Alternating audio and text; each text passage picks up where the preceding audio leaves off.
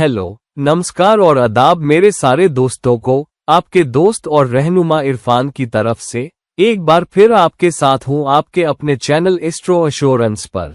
हम सब किसी न किसी नक्षत्र में पैदा होते हैं। इसका मतलब ये कि जन्म के वक्त चांद जिस नक्षत्र में था उसे हमारा रूलिंग नक्षत्र माना जाता है। मगर क्या यही अकेला नक्षत्र है जो हम पे राज करता है? और क्या यही अकेला अहम नक्षत्र है, या फिर कुछ और भी नक्षत्र हैं जो हमारी जिंदगी के दूसरे पहलुओं को अलग अलग ताकतें देते हैं? एक अहम चीज जो हम अक्सर मिस कर देते हैं वो ये है कि हम एक चीज को पकड़ लेते हैं और बस उसी के पीछे भागते हैं, बाकी सब कुछ नजरअंदाज करते हैं। तो अगर हमारा असेंडेंट कोई साइन है तो हम समझते हैं कि हम सिर्फ उस असेंडेंट के मोहताज हैं और सब कुछ उसी असेंडेंट के जरिए जाहिर होगा, उस असेंडेंट की ताकतों से और असेंडेंट लॉर्ड लग्न लॉर्ड से। लेकिन ऐसा नहीं है। असेंडेंट अहम है क्योंकि वो हमें जिंदगी के अलग अलग मामलात के लिए एक तरीका या अप्रोच देता है, और असेंडेंट ही ये भी तय करता है कि कौन सा साइन किस भाव हाउस पे हुकूमत करेगा। तो अगर आपका असेंडेंट मेष एरीज है तो वृषभ टॉरस आपके दूसरे भाव को कंट्रोल करेगा और उस पे हुकूमत करेगा। लेकिन अगर आपका असेंडेंट मकर कैप्रिकॉर्न है तो कुंभ एक्वेरियस आपके दूसरे भाव का मालिक होगा। और इसी तरह हर भाव को खास साइन की ताकतें मिलती हैं और एक खास साइन लॉर्ड मिलता है जो उस भाव को कंट्रोल करता है। ये आपके असेंडेंट के हिसाब से तय होता है। तो जिस तरह आपके असेंडेंट लॉर्ड की अलग से अहमियत है, वैसे ही हर भाव को एक खास साइन और एक खास साइन लॉर्ड मिलता है जो उस भाव के नतीजों को कंट्रोल करता है। और जब कोई प्लैनेट उस भाव में जाता है और अगर वो प्लैनेट उस साइन के साथ अच्छे तौर पर मिलता है तो वो हमें जबरदस्त नतीजे देगा। तो हम हर भाव की इन अलग अलग ताकतों को नजरअंदाज नहीं कर सकते। मैंने इसी बारे में एक खास वीडियो बनाई थी जिसका नाम मैंने रखा था द हिडन कोड, या शायद the secret code of the horoscope. उसका लिंक मैं नीचे डिस्क्रिप्शन बॉक्स में दे दूंगा, जरूर देखिएगा। आप इस वीडियो को उस वीडियो के आगे का हिस्सा फॉलो अप समझ सकते हैं। उस वीडियो में मैंने बताया था कि कैसे हर भाव को खास साइन की ताकतें मिलती हैं और कैसे वो साइन ताकतें हमारी जिंदगी को कंट्रोल करती हैं और उस भाव के नतीजों को जाहिर करती हैं। तो साइन की ताकत भी बहुत अहम है। मगर नक्षत्रों का क्या? अगर चांद का किसी खास नक्षत्र में होना हमें पूरी पर्सनैलिटी देता है, तो क्या हर भाव में जो दूसरे नक्षत्र है वो अहम नहीं है? हर भाव में 2 नक्षत्र होते हैं, या फिर 3 से ज्यादा नहीं तो कुछ ज्यादा ही होते हैं, क्योंकि हम जानते हैं कि हर साइन 30 डिग्री का होता है और वो 30 डिग्री उस साइन के भाव को मिल जाता है, और हर नक्षत्र 13 डिग्री 20 मिनट का होता है। तो इस तरह हर भाव में कम से कम 2 नक्षत्र होते हैं और तीसरे का थोड़ा सा हिस्सा भी होता है। तो फिर कौन सा नक्षत्र किसी खास भाव पे हुकूमत कर सकता है, और क्या ऐसा मुमकिन है? सबसे पहले हम देखते हैं असेंडेंट की डिग्री क्या है। मान लीजिए असेंडेंट 10 डिग्री मेष का है, तो दूसरा भाव जिसपे वृषभ की हुकूमत है उसका सेंटर पॉइंट मेंटेनेंट 10 डिग्री वृषभ पे होगा। तीसरा भाव जिसपे मिथुन जेमिनी का राज है उसका 10 डिग्री सबसे अहम हो जाता है। चौथा भाव कर्क कैंसर, उसका 10 डिग्री सबसे अहम हो जाता है, और इसी तरह आगे भी। तो उस खास भाव में जो उसका साइन है, उस साइन की जो डिग्री है, वहां पे कौन सा नक्षत्र उस डिग्री पे राज कर रहा है, या फिर वो डिग्री किस नक्षत्र में आती है, वो नक्षत्र उस भाव का रूलिंग नक्षत्र बन जाता है। या हम कह सकते हैं कि उस भाव की जिम्मेदारी आखिरी या बुनियादी फाउंडेशनल लेवल पे, डीएनए लेवल पे उस नक्षत्र को दे दी जाती है। तो जिस नक्षत्र में चांद है वो हमारे मन माइंड का डीएनए है, मनस का डीएनए है। और क्योंकि कई श्लोक कहते हैं कि मन जहां जाता है रूह वहां जाती है, इसलिए वो सबसे अहम नक्षत्र है जो हमारी जिंदगी पे राज करता है और हर वक्त दिखाई देता है। तो जिंदगी का ओवरऑल नजरिया वो नक्षत्र है जिसमें जन्म के वक्त चांद था, और वो हमारा रूलिंग नक्षत्र बन जाता है। लेकिन हर भाव को एक खास साइन की ताकत मिलती है और गहराई में असेंडेंट की डिग्री के हिसाब से नक्षत्र की ताकत मिलती है। तो उस डिग्री पे, उस साइन में, जो साइन की जो डिग्री है वो जिस नक्षत्र में आती है वो उसका रूलिंग नक्षत्र बन जाता है। मिसाल के तौर पे आपका असेंडेंट 10 डिग्री पे है।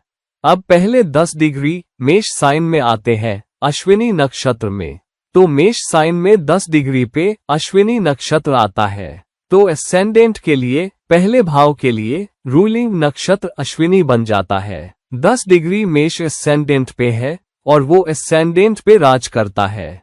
अगर 15 डिग्री हो तो अब हम जानते हैं कि 13 डिग्री 20 मिनट से 26 डिग्री 40 मिनट तक दूसरा नक्षत्र यानी भरणी नक्षत्र के डिग्री होते हैं। तो अगर आपका असेंडेंट 15 डिग्री पे है तो 15 डिग्री मेष में ही आएगा, लेकिन साइन या भाव की ताकतें अब अश्विनी की बजाय भरणी नक्षत्र के हिसाब से चलेंगी और इस बात को ज़हन में रखना होगा। तो अगर असेंडेंट 10 डिग्री मेष का है और अश्विनी रूल कर रहा है तो आप एक ऐसे इंसान के तौर पे दिखोगे जो बहुत बहादुर है, जो बहुत बोल्ड है, जो एक गो गेटर है। लेकिन अश्विनी एनर्जी है तो ये योद्धा, वॉरियर जैसी ताकत है। और कोई जो गोल्स पे फोकस करता है, नया कुछ करने वाला, इनोवेटर है और बात करने में भी बहादुर है, एक जनरल की तरह है। लेकिन अगर भरणी में चले जाएं तो ताकतें बदल जाती हैं। अब वो इंसान मेष की ताकत तो रखेगा ही, लेकिन साथ में भरणी नक्षत्र की ताकतें भी रखेगा। और वो क्या है? भरणी की ताकतें जिंदगी के मजे लेने के बारे में ज्यादा है, लेकिन भरणी नक्षत्र के लिए कोशिश और संघर्ष भी है। फिर भी वो जिंदगी की अच्छी चीजें पसंद करते हैं। तो अब मेष की ताकत, जो कि एक गो गेटर है, जिंदगी की अच्छी चीजें हासिल करने पे फोकस करेगी और जिंदगी के लिए ज्यादा मटीरियलिस्टिक अप्रोच रखेगी। तो असेंडेंट सर मटीरियल चीजों की तरफ, अच्छी चीजों की तरफ फोकस करेगा, क्योंकि भरणी पे वीनस की हुकूमत है। तो अगर दो लोग मेष असेंडेंट के साथ पैदा हुए हैं तो वो एक जैसा नहीं होंगे, क्योंकि डिग्री अहम है। बेशक चांद जिस नक्षत्र में है वो भी अहम है, लेकिन जो नक्षत्र असेंडेंट पे राज कर रहा है वो भी बहुत अहम है, क्योंकि वो सोचने का तरीका, थिंकिंग प्रोसेस जाहिर करेगा। लेकिन आप अपना पेशा कैसे चुनोगे उस नक्षत्र के हिसाब से जो आपसे जुड़ा है? कभी कभी चांद की नक्षत्र देखना और उसे गाइड बनाना अच्छा होता है, लेकिन 10वें भाव की नक्षत्र भी जरूर देखो।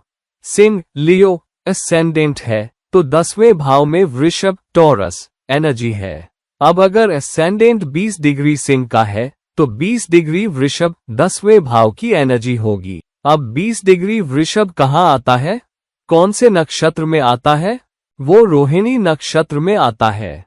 रोहिणी खेती बाड़ी, एग्रीकल्चर, खाने की चीजें और फूड इंडस्ट्री से जुड़ी हर चीज से रिश्ता रखता है। खाना उगाना, प्रोसेस करना, हैंडल करना, पैक करना, डिलीवर करना, बनाना या किचन के सामान से, बर्तनों से, ये सब रोहिणी नक्षत्र से जुड़ा है। तो जो इंसान रोहिणी ताकतों से गाइड होता है और अगर वो अपना करियर रोहिणी नक्षत्र की इन ताकतों को ज़हन में रखकर चुनता है तो उनके सक्सेसफुल होने के चांस ज्यादा होते हैं। और रोहिणी नक्षत्र पे चांद की हुकूमत है, इसका मतलब आप अपनी क्रिएटिविटी, अपना एंटरप्राइज, अपनी सोच, इमेजिनेशन इस्तेमाल कर सकते हो। और अपनी क्रिएटिविटी, अपनी सोच और मन की ताकतों, मून और रोहिणी नक्षत्र के खाने से जुड़ी खासियतों को इस्तेमाल करते हुए अगर आप वो पेशा चुनते हो या उस लाइन में जाते हो, या food industry, food processing, handling, packaging से जुड़ते हो, बहुत सी चीजें खाने से जोड़ दी जा सकती हैं। और अगर आप उस तरह की इंडस्ट्री में काम करते हो तो आप खुद को ज्यादा सक्सेसफुल पाओगे और बेहतर कर सकोगे। तो नई सोच, इनोवेशन, क्रिएटिविटी, इमेजिनेशन, रोहिणी नक्षत्र की ताकतों को करियर गाइड करने के लिए इस्तेमाल करना एक बहुत अच्छी बात होगी। मानो आप कन्या, विगो असेंडेंट के साथ पैदा हुए हो 25 डिग्री पे, तो आपका 5वां भाव मकर, कैप्रिकॉर्न एनर्जी रखता है, मकर साइन। और आपको उस खास भाव के लिए मकर के 25 डिग्री को अहम डिग्री मानना चाहिए। अब मकर की 25 डिग्री कौन से नक्षत्र में आती है? ये धनिष्ठा नक्षत्र में आती है। धनिष्ठा पे मंगल, मार्स की हुकूमत है और 5वां भाव पब्लिक परफॉर्मेंस का भाव है। तो आपके 5वें भाव में अगर आप पब्लिक परफॉर्मर बनना चुनते हो, क्योंकि Dhanishtha performers, artists, singers, musicians का नक्षत्र भी है, और अगर आप उसके लिए पूरे तौर पे समर्पित हो, मंगल की ताकतों को इस्तेमाल करते हुए और उन सारी ताकतों को इस्तेमाल करते हुए और अपनी परफॉर्मेंस में पूरी एनर्जी लगाते हो और उसे अपने शौक, हॉबी की तरह अपनाते हो, दिलचस्पी की तरह अपनाते हो, तो आपके एक बड़े पब्लिक परफॉर्मर बनने के कई चांस हैं। एक ऐसे पब्लिक परफॉर्मर के जिसकी बहुत तारीफ हो, बहुत प्यार मिले और जो जबरदस्त परफॉर्मर हो, क्योंकि अब आपके पास मंगल की ताकतें हैं, धनिष्ठा नक्षत्र की ताकतें हैं, जो 5वें भाव की ताकतों के साथ मिलकर काम कर रही है। तो देखिए कि आपके कौन से भाव पे कौन सा नक्षत्र राज करता है, क्योंकि हर भाव में 2 नक्षत्र होते हैं। तो एसेंडेंट की इस डिग्री के साथ देखिए कि खास भाव की क्या डिग्री है और वो डिग्री किस नक्षत्र में आती है, और उसे मैनिफेस्ट कीजिए कि कौन सा नक्षत्र उस भाव पे राज कर रहा है और उन ताकतों को इस्तेमाल करते हुए उस खास भाव के मामलात चुनिए, उस भाव के नतीजों को, उस भाव के अप्रोच को। अगर आप मिथुन, जेमिनी एसेंडेंट के साथ पैदा हुए हो 14 डिग्री पे, तो मिथुन एसेंडेंट की 14 डिग्री कहाँ आती है? मिथुन एसेंडेंट की 14 डिग्री 6 डिग्री 40 मिनट और 20 डिग्री के बीच में आती है। तो मिथुन की 14 डिग्री आर्द्रा नक्षत्र में है, जिस पे राहु की हुकूमत है। तो एसेंडेंट का रूलिंग नक्षत्र इंसान का नक्षत्र नहीं, वो तो चांद जहां होगा वहां होगा, लेकिन एसेंडेंट या पहले भाव का नक्षत्र आर्द्रा होगा और इसमें राहु की ताकतें होंगी। तो आपके अंदर आर्द्रा नक्षत्र का असर दिखेगा। अपनी पर्सनैलिटी को समझिए लग्न के नजरिए से। समाज में आपकी शोहरत, आपका रुतबा, आपकी एनर्जी लेवल्स, और ये आपको किस तरह की खासियत देता है, किस तरह की पर्सनैलिटी देता है, उसे अपनी सोच के लिए और अपने फायदे के लिए इस्तेमाल करें। अगर आपका एसेंडेंट 25 डिग्री तुला लिब्रा का है, तो 25 डिग्री अहम है। अब तुला की 25 डिग्री कहाँ आती है? तुला की 25 डिग्री विशाखा नक्षत्र में जाएगी और इस पे बृहस्पति, जुपिटर की हुकूमत है। तो विशाखा की सारी ताकतें 11वें भाव पे राज करेगी, जो कि सोशल कनेक्शंस का भाव है। इसका मतलब विशाखा थोड़ा जीलस और ग्रीडी नक्षत्र भी है और वो असर भी दिखेगा। तो इसका मतलब ये भी होगा कि आपको चाहिए कि आप शायद ऐसे इंसान हो सकते हो जो अपने सोशल कनेक्शंस में थोड़े ग्रीडी हो, अपने दोस्तों के साथ ग्रीड रखते हो और उनसे बहुत कुछ एक्सपेक्ट करते हो, और आपकी जो दोस्तियां हैं वो शायद सिर्फ फायदे के लिए हो, किसी ऐसे इंसान के साथ जो आपके काम आता हो, जो उपयोगी हो, या कोई अहम शख्स हो, या कोई अमीर आदमी हो, या कोई सेलिब्रिटी। मैं ये नहीं कह रहा कि आप ऐसे ही होंगे, क्योंकि बहुत सारे कॉम्बिनेशन मिलकर ये खासियत देते हैं, जिसमें आपका चांद भी शामिल है, आपका एसेंडेंट भी शामिल है। लेकिन आमतौर पे 11वें भाव की ताकतें विशाखा होंगी, तो इस तरह का अंदाज आपकी पर्सनैलिटी में आ सकता है। तो फिर आपको अपना बचाव, गार्ड करना होगा, क्योंकि अब आप समझ गए। पहले आप 11वें भाव की ताकतों को नहीं समझते थे, आप सिर्फ चांद की ताकतों को ले रहे थे और सोच रहे थे कि वही आपको गाइड कर रहा है। अब क्योंकि आप जानते हो कि 11वें भाव पे तुला एनर्जी राज करती है, खास तौर पे विशाखा ताकतें, और आप जानते हो कि विशाखा समाज में कैसे जाहिर होता है और आप अपने दोस्तों के साथ कैसे पेश आते हो, तो अपना बचाव करें। थोड़ा होशियार रहें कि आप अपने दोस्तों के सामने कैसे आते हो, अपने सोशल कनेक्शंस के सामने कैसे आते हो, क्योंकि फिर क्या होगा, जिंदगी के कुछ हिस्सों में आपको फायदा हो सकता है जहां कोई अच्छा नक्षत्र राज कर रहा है, लेकिन अगर ये चैलेंजिंग नक्षत्र 11वें भाव पे राज कर रहा है, तो आप शायद देखो कि आपकी जरूरत के वक्त दोस्त आगे नहीं आते, जिनसे आप उम्मीद रखते हो कि आपकी मदद के लिए आएंगे, वो आपके साथ नहीं खड़े होते, क्योंकि इस नक्षत्र की ताकतों को संभालना थोड़ा ट्रिकी है।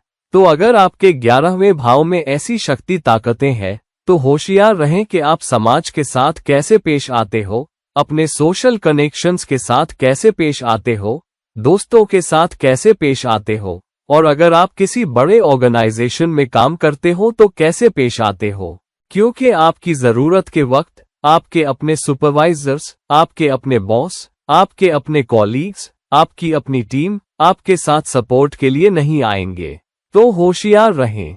तो दोस्तों, इसको एक रहनुमा, गाइड की तरह इस्तेमाल करें कि कौन सी ताकत कौन सी है और कौन से नक्षत्र की ताकतें किस भाव पे राज कर रही है, और उस नक्षत्र का अंदाज, उस नक्षत्र का रवैया, एटीट्यूड समझें और फिर उस भाव से जुड़ी हुई चीजों को बुलाएं और उन्हें अच्छी तरह से इस्तेमाल करें।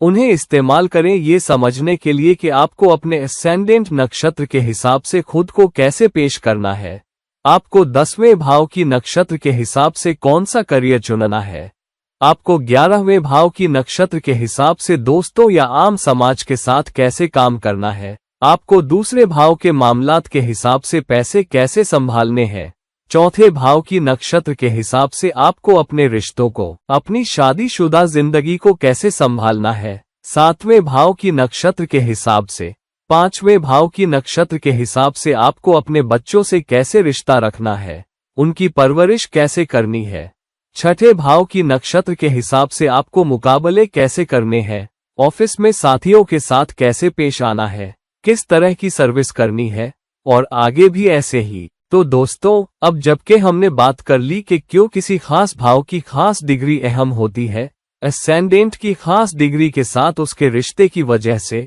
और कौन सा नक्षत्र उस खास डिग्री और उस साइन पे राज कर रहा है, और ये आपकी कुंडली में नतीजों को कैसे जाहिर करता है, प्लीज अपनी कुंडली में देखें कि आपके एसेंडेंट की डिग्री क्या है। उस हिसाब से हर भाव पे राज करने वाली डिग्री कौन सी है, और उस डिग्री के हिसाब से वो किस नक्षत्र में आती है, और हर नक्षत्र उस भाव पे किस तरह राज कर रहा है, उनकी ताकतें क्या है, अच्छी, बुरी, अगली, और अगर उस नक्षत्र में कोई खास प्लैनेट है तो वो कैसे असर डाल रहे हैं, उसे अपने फायदे के लिए इस्तेमाल करें, या अगर कोई चैलेंजेस हैं तो अपना बचाव करें। तो दोस्तों, प्लीज इस वीडियो को लाइक करें, शेयर करें और प्लीज बेल आइकन दबा दें ताकि आपको पता चल सके कि नई वीडियो कब आ रही है। अगर आप मुझसे पर्सनल कंसल्टेशन लेना चाहते हैं तो प्लीज मुझसे राब्ता करें, लिंक्स नीचे दिए गए हैं। किसी और वक्त किसी और वीडियो के साथ मैं आपका दोस्त और रहनुमा इरफान विदा लेता हूं। नमस्कार।